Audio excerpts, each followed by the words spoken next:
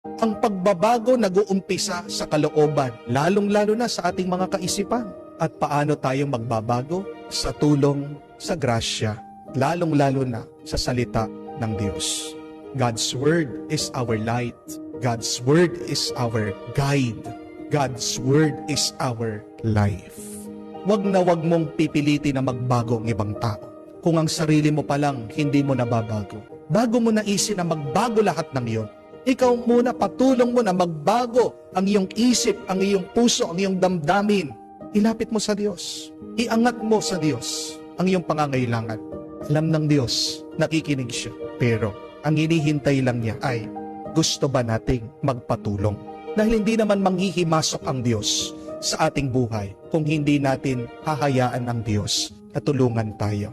God never forces Himself to us. God only enter into our lives upon our invitation. Tandaan niyo po yan. Because God so loves us, He respects our freedom.